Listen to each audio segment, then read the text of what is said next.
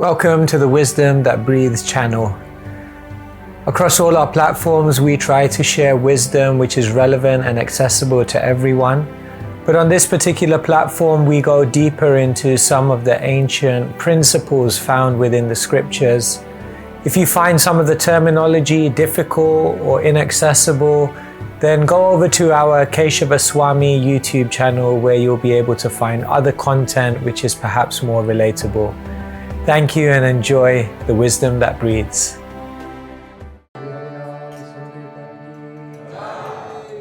Om Namo Bhagavate Vasudevaya.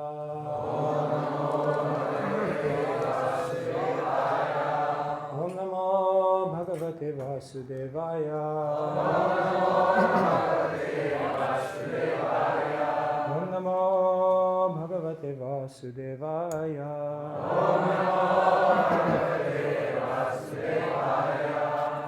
Hare Krishna. So good morning to everyone. Thank you so much for coming.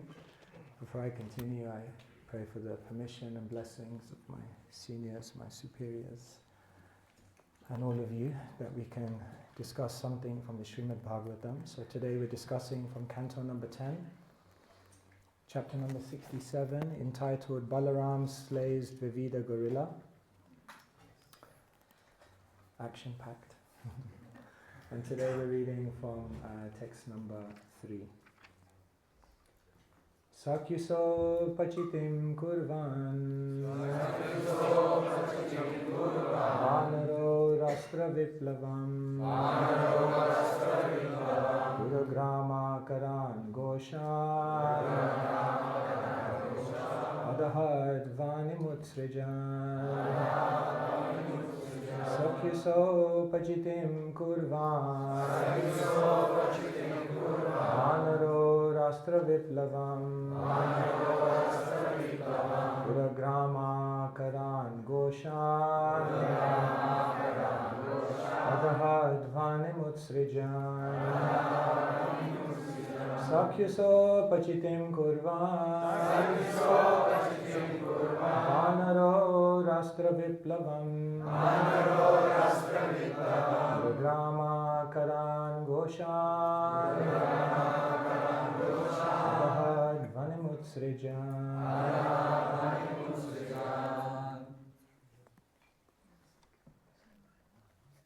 There's a fault on the board. Oh.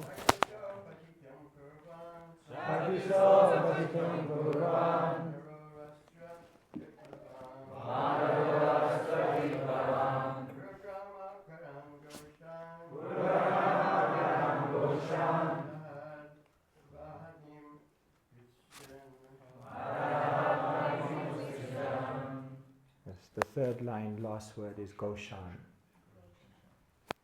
Sakyuso pachitim kurvan Rashtra Viplavam Vanaro rastra viplavam Gurugrama karan goshan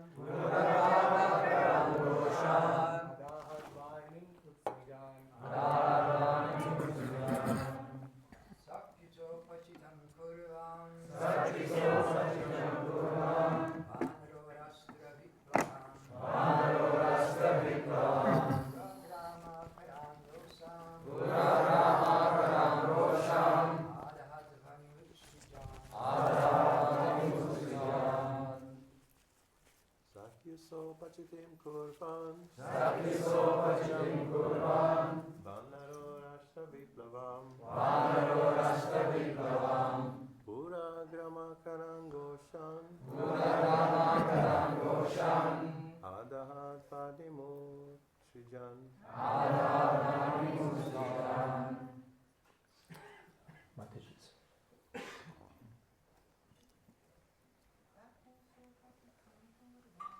Sakyuso pachitim kurvan Vanaro rastra viplavam Gurugrama karan goshan Adahad vanimutsrijan. Sakyuso pachitim kurvan Sakyuso pachitim kurvan Vanaro rastra viplavam Vanaro rastra viplavam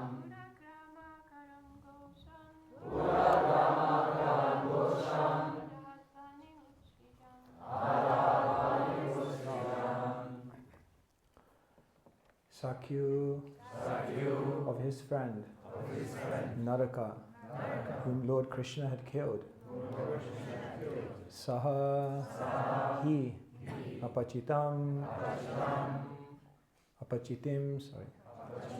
repayment of his debt. Kurvan, doing. Vanaraha, the ape. Rastra, of the kingdom. Viplavam, creating great disturbance. Pura, the cities. Grama, villages. Akaran, and mines. Goshan, cowherd communities. Adahat, he burned. Vanim, fire. Utsrijan, spreading about. Translation and purport by the disciples of His Divine Grace, Sri Bhaktivedanta Swami Srila Prabhupada Ki. Translation. To avenge the death of his friend Narak, the ape Dvivid ravaged the land, setting fires that burned cities, villages, mines, and cowherd dwellings. Purport. Krishna had killed Dvivida's friend Naraka, and to retaliate, the ape intended to destroy Lord Krishna's flourishing kingdom. In Krishna, Srila Prabhupada writes, quote, his first business was to set fires in villages, towns, and industrial and mining places, as well as the residential quarters of the mercantile men who were busy dairy farming and protecting cows.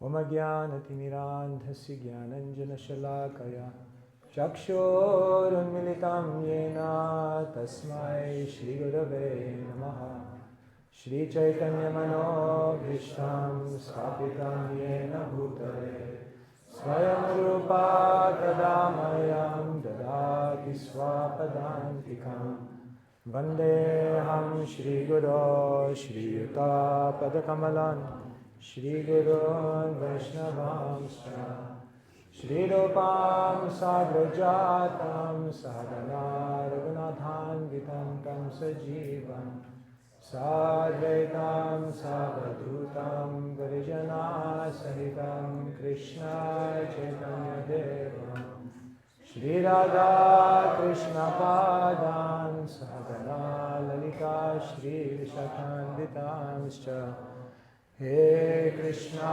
Karuna Sindhu Dinabandhu Jagatpate Gopesha Gopika Kanta Namostate Tapta Kanchana Gaurangi Radhe Vrindavaneshwari Vishabhanu Sute Devi Pranamami Hari Priye Vancha kalpatarubhyascha kripa sindhubhyeva cha patitanam pavanebhyo vaishnavebhyo namo namaha. Shri Krishna Chaitanya Prabhu Nityananda Shri Advaita Gadadhara Srivasadi Gaura Bhakta-vrinda Hare Krishna, Krishna Krishna, Hare Hare, Hare Rama, Rama Rama, Hare Hare. Shri Prabhupada Ki Jai. Translation. To avenge the death of his friend Narak, the ape Dvivida ravaged the land, setting fires that burned cities, villages, mines, and cowherd dwellings. Dvivida was on a mission. He was on a mission to get his own back. He wanted revenge. He wanted to avenge the death of his good friend Narakasura. Krishna had previously killed Narakasura or Bhaumasura, and he had freed the 16,100 princesses, and eventually Krishna married them and gave them all a palace in Dwarka. So that was perhaps like rubbing salt in the wounds. Not only did he kill his friend, but then he saw Krishna go on to create this whole scene in Dwarka. And therefore Dvivida was enraged. Revenge was running through his veins, that somehow or other I have to destroy Krishna, and before destroying Krishna I'll also destroy his city. So this spirit of revenge is so deep within the demoniac mentality. When Hiranyaksha was killed by Vishnu, who went on a path of revenge against the Lord? Hiranyakashipu. When Shishupal was killed by the Lord, then who went on a mission to get their own back? Many, but Dantavakra we can say specifically. When Putana and Bakasura were killed, then who came in the scene in Vrindavan to avenge their death? Agasura, because he was the little brother of both of them. So throughout the Shastra, again and again, we see that when demons feel some injustice has been done against them in their vision, then this mood of revenge comes up very, very strongly. And in order to have their revenge, they act in very, very harsh ways. If you thought today's verse was heavy, just wait for the ones coming up. The activities get even more colorful and destructive. Because this is the nature of a demon is very, very harsh. When there's any sense that they feel something wrong has been done, whether it's wrong or not, if they get any smell that something wrong has been done, then they react in a very, very harsh way. And therefore it's very interesting in the Bhagavad Gita, when Krishna is talking about demoniac qualities, he lists one quality which actually we may not talk about so much. In the list of demoniac qualities, Krishna says, Dambadarpo bhimanascha krodha paryusham evacha agyanam chabijatasya partha sampadamasurim. Dambo we know, pride. We talk about that a lot. Darpa means arrogance. We also talk about that. Abhiman means, Prabhupada translates it as conceit, but it means literally a false conception of oneself. Krodha, anger, that we talk about. Agyanam, ignorance, that we talk about. But there's one other quality in the Bhagavad Gita of the demons that Krishna mentions, which maybe we don't hear so much in the list usually. And that quality is Parushyam. And what does that mean? Pride, arrogance, conceit, anger, harshness. Harshness, Krishna says. This is actually a demoniac quality. When something happens and one is immediately reacting in a very harsh way, Krishna says this is sign of demoniac mentality. And therefore, in all the demons, we see this harshness coming out. This desire to take revenge, but to take revenge in the most destructive way. Whereas the devotees, on the other hand, are the complete opposite. There's a very interesting verse after Parikshit gets cursed and he doesn't retaliate. Then the Bhagavatam tells us, Tirashkrita vipralabda kshapta kshipta hata api nasyatat pratikurvanti tad bhakto prabhavo pihi. Tirashkrita, a devotee may be cheated. A devotee may be defamed. Vipralabda, a devotee may be cheated. Kshapta, a devotee may be cursed. Kshipta, a devotee may be neglected. Hata api, a devotee, someone may even try to kill them. Nasyatat pratikurvanti, but they don't try to take revenge. Tad bhakta, the devotees, prabhavo, this is their strength, this is their disposition, this is the influence that they've developed by their devotional accomplishment, that they never react harshly, even when mistreated. Tirashkrita, who was defamed? Many examples. But one example could be Srivas Thakur, because in Navadvip, Gopal Chapal came and placed all the items of tantric worship in front of his house to try to convince the whole village that he's engaged in intoxication, meat eating and other such nefarious activities. And when he was defamed, what did Srivas Thakur do? Absolutely nothing. He said, yeah, this is what I do. The amazing thing is, Gopal Chapal tried to defame him. Srivas Thakur didn't do anything about it. Everyone understood Srivas Thakur's saintliness, and now they understood his saintliness to an even greater degree, so he became even more famous. When you try to defame a devotee, their prabhava, their influence, their disposition of gracefulness means that you'll just end up glorifying them more. Vipralabdha, who was cheated? So many devotees were cheated.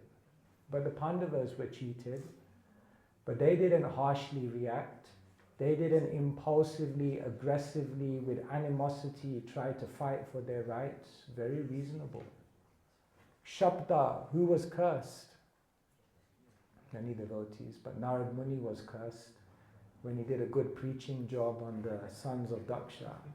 I mean, Daksha is like, he had to recreate, procreate in the universe. So he has 10,000 sons and, they're doing austerities like the ideal sons. And Narada Muni just comes and, just says like, why are you getting involved? Just leave. Why are you going to get into the whole thing? Just take renunciation. Boom, 10,000 renunciates in one clean sweep.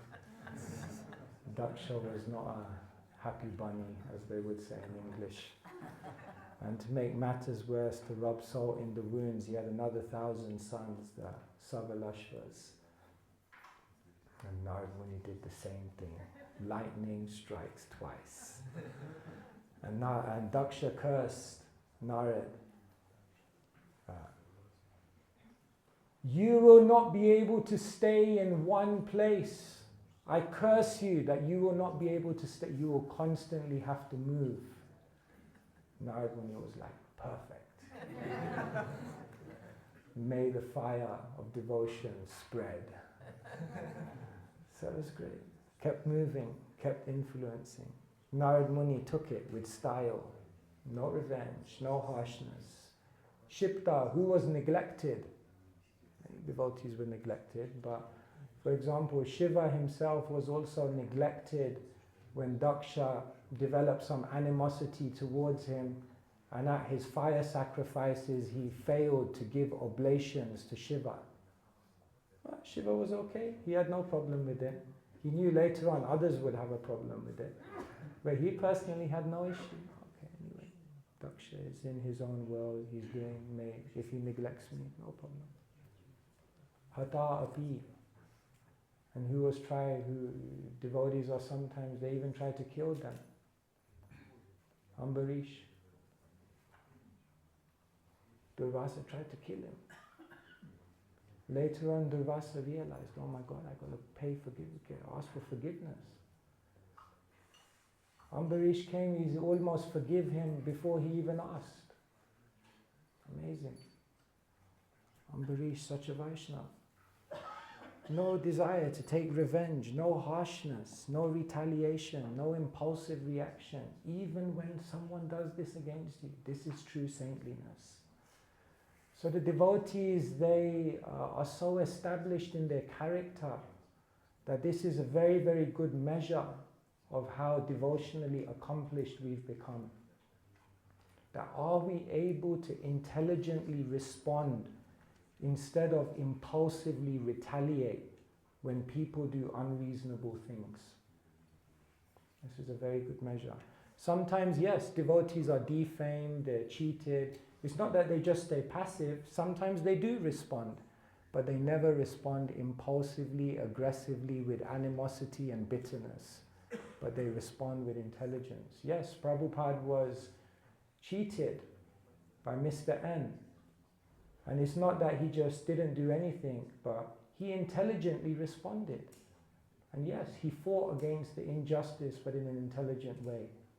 Finally, Mr. N died. And Prabhupada said, Jai. I was like, Jai. Shingadev has come. So Prabhupada was also ready to fight, but it wasn't harshness. It wasn't this type of revenge where one loses. Even when a devotee becomes angry, it said it's like a deep ocean. On the surface there are waves, but inside there is deep calmness. They never lose their sense. Yes, Srila Prabhupada was sometimes also defamed, brainwashing. So Prabhupada fought, but he fought intelligently. Okay, let's go to the court. He said the judges have to, before they make a decision, they have to read all 18 volumes of the Bhagavatam. They should know our side of the story as part of their judgment. So yes, devotees like this, Prabhupada himself said, just as Narad Muni was cursed by Daksha, the parents of my disciples have also cursed me, and therefore I have to keep moving. Then he said, I pass that curse on to some of my disciples so that I can sit in one place and finish the Bhagavatam. So Prabhupada didn't stop, neglected sometimes. Sometimes Srila Prabhupada, people did not appreciate, acknowledge what he had done. Of course, he didn't want any name or fame, but people neglected to acknowledge his glory. There's that famous story. I've never read it, but I've heard many devotees say it, of how Prabhupada told the story of Christopher Columbus, that one time after he had discovered America, that he had come in front with all the other navigators, and they said, well, anyone could have done. You just sailed and you came across. Anyone could have done.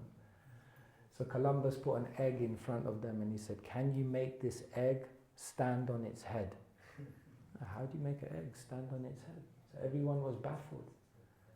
And then Columbus popped the top and then he stood it up.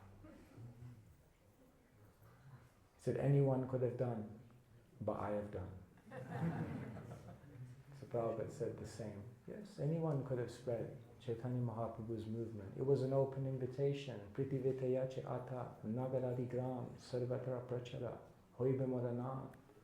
But who had the faith? Prabhupada said, by my Guru Maharaj's mercy I took it up and it happened. But people neglected to acknowledge. But Prabhupada intelligently responded. He didn't come out with harshness. So this, when we read these pastimes of Dvivida, now when you read the next verses, I'll just give you a sneak preview of the harshness. Dvivida tore up a number of mountains. Wow. And used them to devastate all the neighboring kingdoms, especially the province of Anartha, wherein dwelt his friend's killer Lord Hari. Another time he entered the ocean with the strength of 10,000 elephants, churned up its water with his arms and thus submerged the coastal region. This is like universal destruction. The whole Bhagavatam is actually founded upon harshness, actually. Because if we look at what triggered the speaking of the Bhagavatam, it was the curse of Parikshit. And who administered the curse of Parikshit? Shringi. And if you study Shringi, he was overcome by harshness. It's a very, very interesting passage when you read about how Shringi cursed Parikshit, because you can draw different lessons from it in terms of how harshness manifests. The first thing you learn when you read about Shringi cursing Parikshit is that he was acting impulsively. He didn't even wait to try to understand what was the context behind Parikshit putting that snake over Shamik Rishi. But he just acted impulsively. As soon as one acts impulsively, there's a very good chance that one is going to fall prey to harshness. So Shringi didn't even wait, he just acted. Another reason why when someone does something wrong we should wait instead of impulsively reacting to it is because oftentimes people will realize their own mistake. But Shringi never gave time. The amazing thing is when Parikshit walked away from Shamik Rishi, in the Bhagavatam it says that repentance immediately came in his mind. He knew, oh no, I've done something wrong. When people do something wrong, oftentimes they will come to the realization themselves. But when we're harsh and we impulsively act, we don't even give them the breathing space to understand their own mistake. Therefore, the first thing is that Shringi's harshness was represented by acting impulsively. But then you see that Shringi's harshness is also characterized by him acting skeptically. Harshness means when something happens, we always jump to the negative conclusion. The disposition of a devotee can be think the worst or give them the benefit of the doubt. What is our natural disposition when something happens to us? Is it to think the worst or is it to give the benefit of the doubt? The demoniac mentality is always to think the worst. And therefore, Shringi was very, very skeptical. Oh, just see, now the Kshatriyas have become so degraded. Krishna has just left the world and now immediately they're trying to, take over and they've lost all their culture. I mean, it was a little skeptical. The third thing that you can see from Shringi's harshness is that he didn't just act impulsively, he didn't just act skeptically, but he acted disproportionately.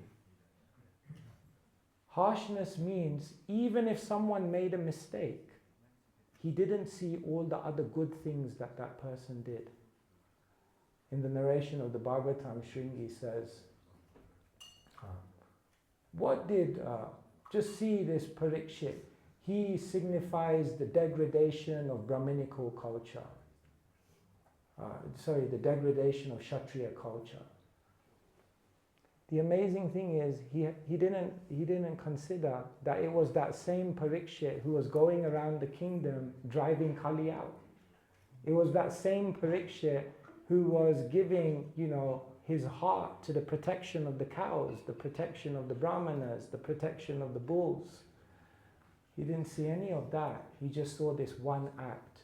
And therefore, to be harsh means to be disproportionate in your vision of someone. You don't see the full story. Jai Shri Shri Radha Gopinath Ki.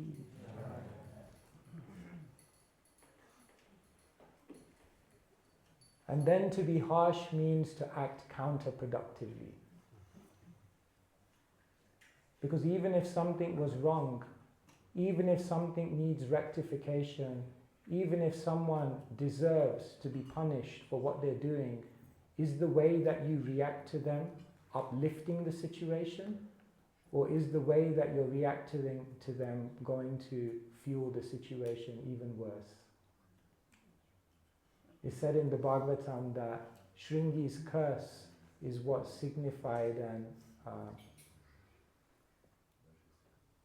symptomized and was the signal of the beginning of the degradation of Brahminical culture. That was the beginning, when Shringi made that curse.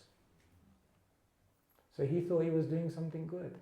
But because he was harsh, his act actually fueled the situation and made it even worse. Of course, Krishna is so expert that he uses the harshness of someone to bring about the beauty of the Bhagavatam, and therefore the Bhagavatam rises from that situation. But still we can again learn that to be harsh means to act impulsively, to act skeptically, to act disproportionately, and to act counterproductively. And so as we're reading these, of course Bhaktivinoda Thakur in his Chaitanya Shikshamrita, he explains that all of these demons represent different things, that we can read these stories and also try to understand how this mentality that they have, whether it's the false teaching mentality of Putana who comes as a false guru, or whether it's the Bakasura who comes with duplicity, or whether it's the Shakatasura, the weight of old habits. All of these demons represent something. And so when we're reading about Dvivida and many other demons, then we can consider this is very dangerous, that the tendency to respond very, very harshly in situations and seek revenge in destructive ways, this tendency is very, very strong, and therefore one must be alert. The more that one is able to react to situations with reasonableness, with patience, with resilience, with proper thought, one can understand that saintliness is arising in their character. And so these are some thoughts. Let me stop here and see whether anyone may have any comments or any questions, or anything you would like to raise. Okay, so I see a few hands here. There's one outside.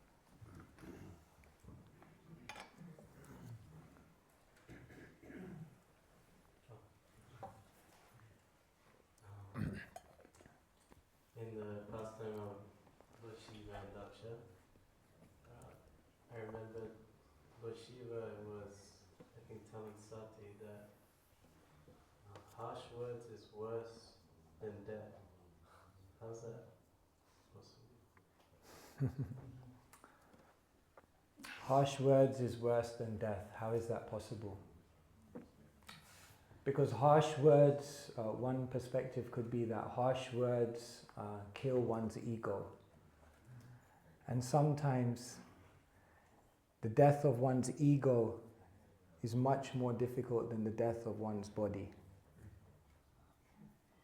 Sometimes it's said for Kshatriyas, dishonor is worse than death.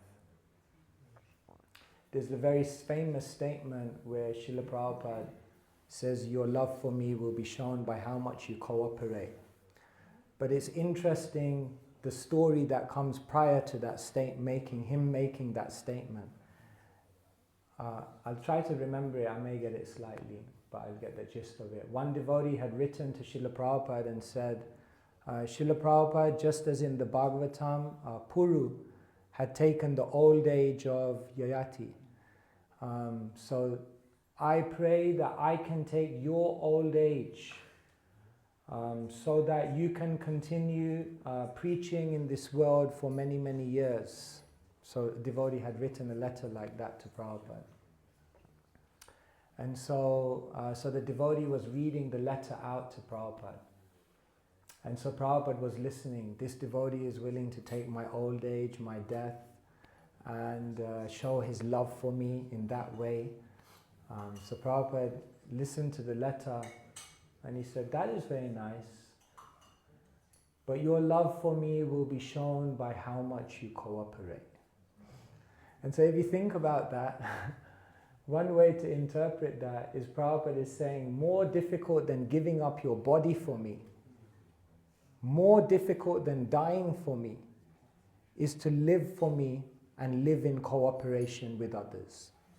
Because to live in cooperation means to give up the ego, give up the false ego, give up this abhiman.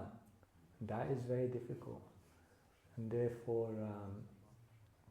that's one perspective. Thank you. Okay. There's also one outside, but you can go. Yeah. Because it's next to you, you may as well go. I will translate for you.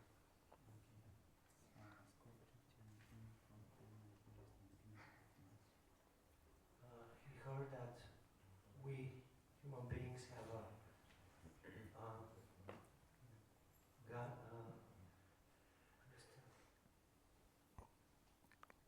we are angry like Angry? Angry, like goddess. We're angry like the goddess? Yeah.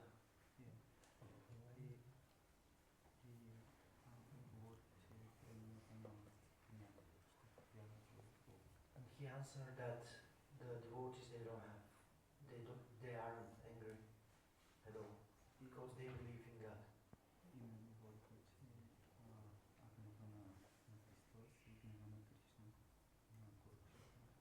And they ask him then, but what about the angriness of Krishna in Kurukshetra and Jesus Christ?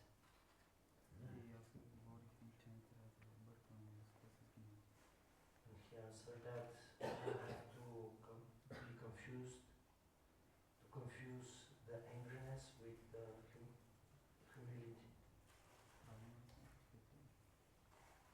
If I am right. Yeah. So a devotee does, as I mentioned, a devotee at times may become angry.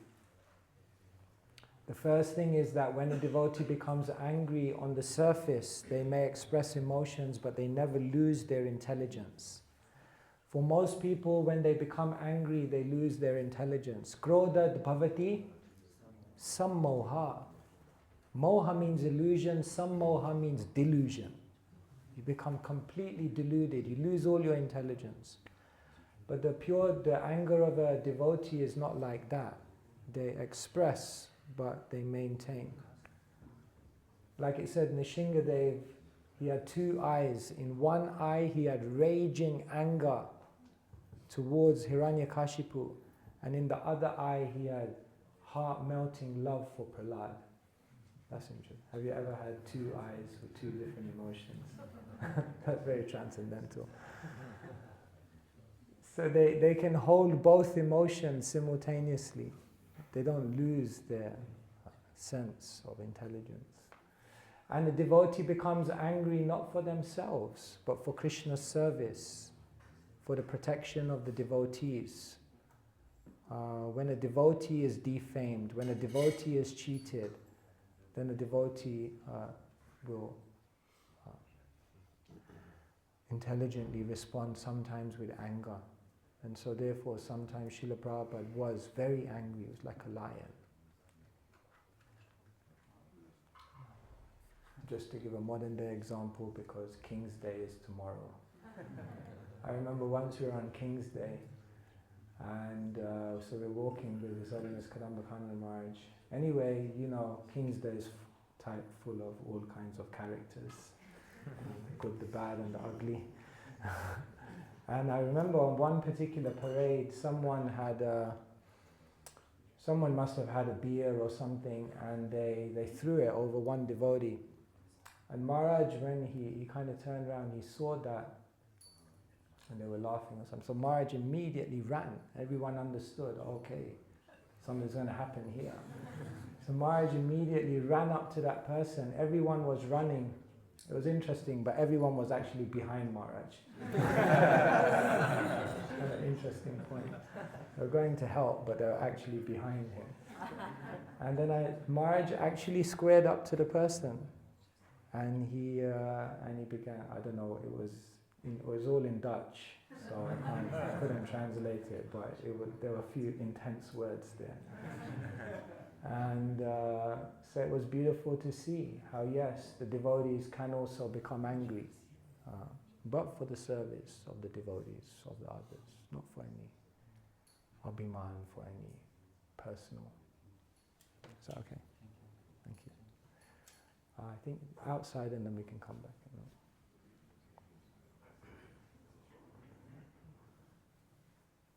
Hi Krishna Maharaj, thank you so much for this wonderful class. In the story of Shringi cursing Parikshit, there's this one in this purport in chapter 18, verse 49. Srila Prabhupada says in the purport, the serious offense was committed by a foolish child only. Therefore he deserved to be pardoned by the Supreme Lord, although it was not possible to get free from the sinful reaction. What does it mean to be pardoned but also not get free from the sinful reaction? Could you maybe clarify that? Sorry, can you just read it again? I missed it. So this is talking about Shringi. Yeah. Yeah. The serious offense was committed by a foolish child only. Therefore, he deserved to be pardoned by the Supreme Lord, although it was not possible to get free from the sinful reaction. Although it was not possible to be free from the sinful reaction. So what does it mean to be pardoned but not be freed from the sinful reaction? So Shringi had committed that grave act of cursing Parikshit. So the sinful reaction that Shringi was due, what Srila Prabhupada is saying is that came, but he was pardoned, but still the sinful reaction came. It seems that's what Srila Prabhupada is saying. Because he was a child, he should be pardoned, but the sinful reaction still comes. So what does it mean to be pardoned, but that the sinful reaction still has to come? There could be many reasons why the Lord ensures that the sinful reaction still comes, but still pardons someone. And one reason could be that the Supreme Lord wants to show that when such activities are done, then one will suffer as a consequence. And therefore, sometimes someone, even though pardoned by the Supreme Lord, so that personally the Supreme Lord has forgiven, the Supreme Lord may still continue to give a sinful reaction to show to the world, to show an example that nobody else should do such a thing, to make an example of that individual.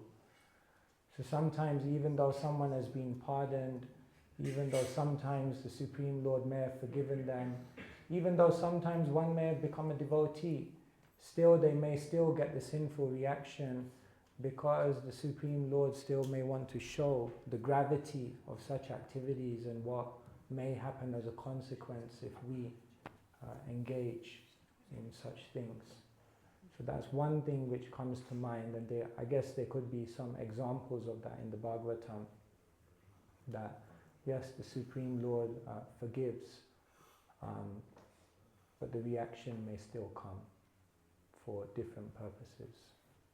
Thank you, Maharaj. Yeah. I don't know if anyone else has any reflection on that.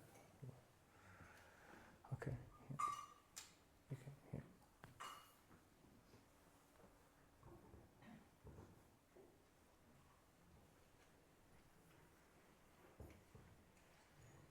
Krishna Maharaj, you reminded me also of the situation we went one time with Kadamakara Maharaj in Vienna on a Harinam, the old town, Stephansdom, the absolute old center of Vienna, and there some strange guy joined the Harinam and he was moving non-stop around the Matajis. You know, and he started to dance with the Matajis like such a lambada style dance, you know? And even touching some Matajis, and then Guru Maharaj, he like a lion, ran towards this man and also physically like pushed him away out of the Mataji group, you know, and it was so shocked in a positive way how he like a kshatriya reacted to protect the Matajis. And we old boys, you know, were playing kartans, only looking a little bit, but not running after like you were saying. So this was also the Vienna story that he reminds me of. Yeah, yeah. And of course later in this pastime we will learn how Dvivida was doing the same thing, right? Even as Lord Balaram looked on, Dvivida insulted the girls by making odd gestures with his eyebrows, coming right in front of them and showing them his anus. So maybe there was a bit of the Dvivida mentality there also. And of course, Balaram, the Sri Guru, the Akhanda Guru Tattva, comes and sorts the situation out. So thank you for sharing. Yes, just see anyone on the ladies' side. Otherwise, we're going. Okay. Oh, sure. I think here, ladies, and then we just.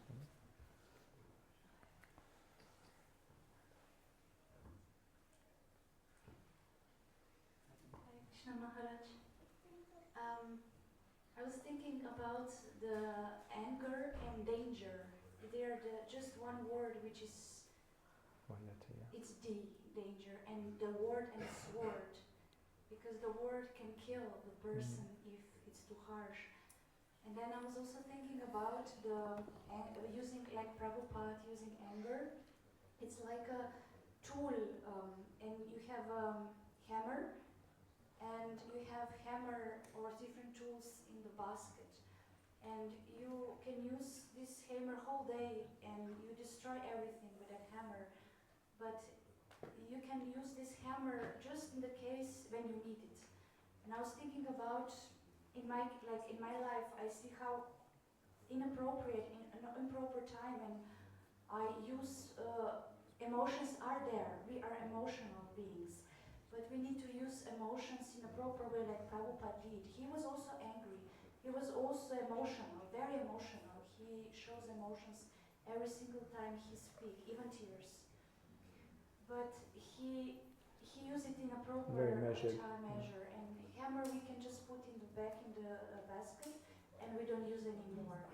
So I was thinking, how it's like let's say art to use properly. What do you think, like the emotions? Yeah, there has to be balance. Like it said, Vajradapi kathorani mriduni kusamadapi lokataranam chetam si konu vigyatam ishvara. That a Vaishnava can be Vajradapi, stronger than a thunderbolt. And at the same time, mriduni kusumadapi, softer than a rose. So even when the Vaishnava acts very harshly or seemingly very strongly, it comes from a different space. The Mahabharata says the words of a politician are like butter, but their heart is like a razor. And the words of a sadhu, sometimes his words are like a razor, but his heart is like butter. So yes, the Vaishnava has all of these tools, the tools of anger, the tools of sharp words. The Bhagavatam says, Shanta evasya chindanti mano vyasangam uktibi. The razor-sharp words of a sadhu have the power, mano vyasangam uktibi, to sever the attachments within one's mind. So they have that power with the knife of their words. But they're like an expert surgeon. A surgeon has a knife, but that's not the only thing he does, just like cutting up people. Like go around just cutting up people. In fact, before a surgeon cuts someone up, what does he do? First he does a test, sees where they're at, then maybe he even gives some anesthetic, and then maybe he will cut. And then after he's cut, what does he do? He comes back, he puts some stitches in, he puts a plaster on, he gives some painkiller. So the cut is definitely there, but it's part of a process. So if we just go around cutting it, we might find that we injure people in the name of trying to help them. And the other extreme is not to use sharp words ever, just to be very, very nice. Bhaktisiddhanta Saraswati said, Tum chup, hum chup. I'll be quiet, you be in your illusion, I won't raise anything, and we'll all be happy. He said, I am not sadhu like this. When I need to speak, I will say, but I will say in a very measured way. Therefore, anudvega karam vakyam satyam priyam hitam. Austerity of speech means to speak words which are truthful, but also priyam, pleasing, and also hitam, beneficial. So it's such an art to wield the tools that we've been given in an appropriate way. Otherwise we again become drawn into harshness, using things indiscriminately. And of those tools, words are very powerful, because people remember our words. It's amazing. Someone would say, I remember 25 and a half years ago on that Monday morning, you said that. She's like, my God, is that what you remembered over the last 25 years? Words go deep. So we have to be, using measure and balance. Thank you. Okay. Perhaps, I don't know how we're doing for time. What time do we? 12 minutes. 5 minutes? Okay. So.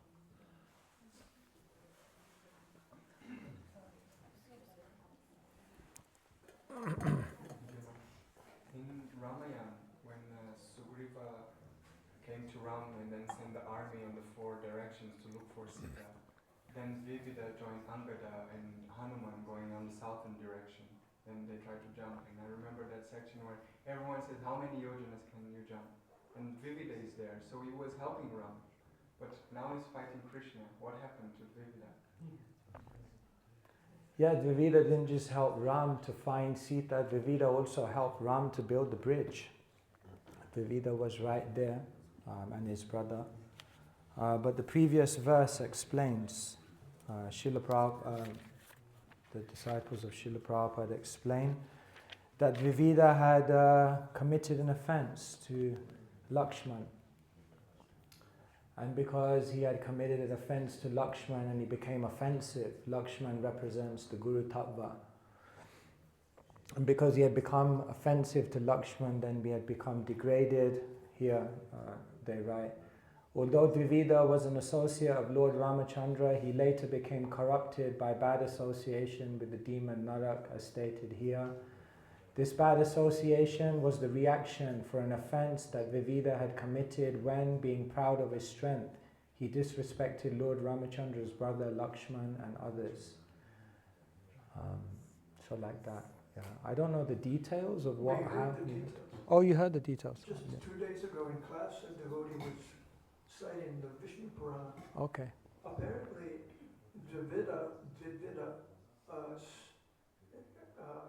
said about Lakshman to another monkey or something like that.